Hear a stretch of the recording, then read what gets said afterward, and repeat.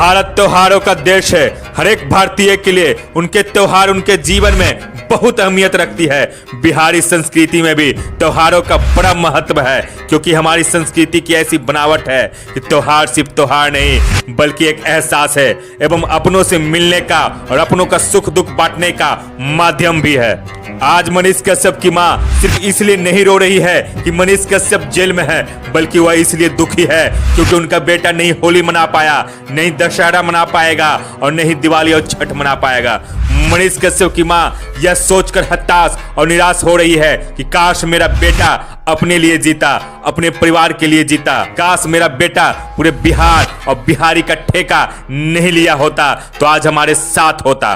क्योंकि मनीष कश्यप जिस बिहार और बिहारी का लड़ाई लड़ रहा था, वह बिहार आज मनीष कश्यप के लिए कहीं खड़ा नहीं है। मनीष कश्यप उन गरीबों और मजदूरों की लड़ाई लड़ी जो अपने परिवार का 2 वक्त की रोटी के इंतजाम के लिए बिहार से बाहर जाते हैं, बेरोजगारी के कारण परिवार से दूर हो जाते हैं और जब पर्व त्योहार का मौका आता है तो अपने परिवार वालों को याद कर बिहार से बाहर किसी प्राइवेट कंपनी की छोटी सी रूम में बैठकर सिसक सिसक कर रोते हैं और इस दर्द को किसी को बता भी नहीं पाते हैं। इतना ही नहीं, बहुत सारी कंपनियां जानबूझकर त्योहार में बिहारी मजदूरों का छुट्टियां रद्द कर देती है ताकि उनका शोषण कर सके। इस सब चीजों को ठीक करने के लिए और बिहार में रोजगार का सृजन करने के लिए मनीष कश्यप ने लड़ाई लड़ी और सारी सच्चाई को बिहार और बिहार सरकार के समक्ष रखा, जिस कारण से सरकार नाराज हुई और आज वह उस गुनाह का सजा काट रहा है जो गुनाह उसने किया ही नहीं। एक साधारण परिवार में त्योहारों में उसके बेटे का अनुपस्थित होना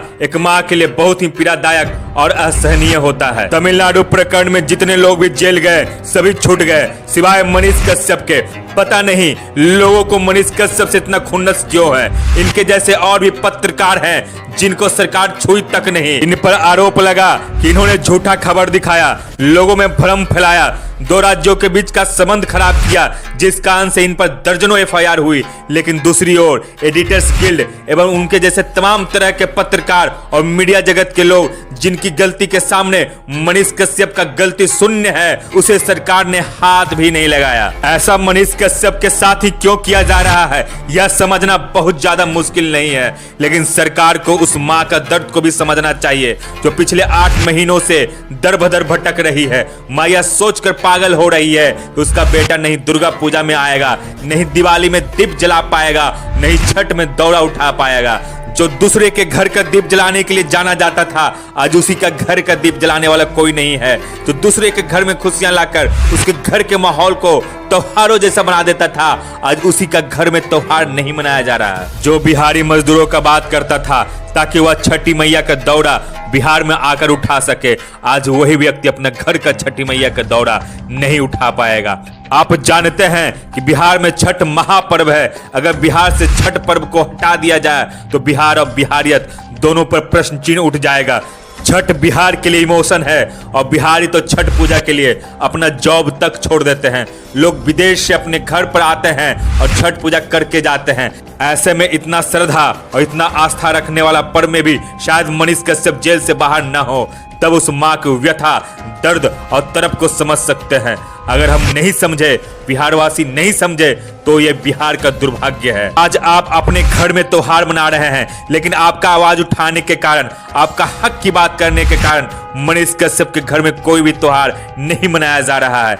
उसे मानसिक प्रताड़ित किया जा रहा है, सिर्फ उसे ही नहीं बल्कि उसके पूरे परिवार को भी। और यह दिखाया जा रहा है कि शक्ति सत्ता में होती है, आम जनता में नहीं। और हाँ, ये जो तुम लोगों को भूलने की बीमारी है एक दिन तुम्हें बर्बाद और तबाह कर देगी।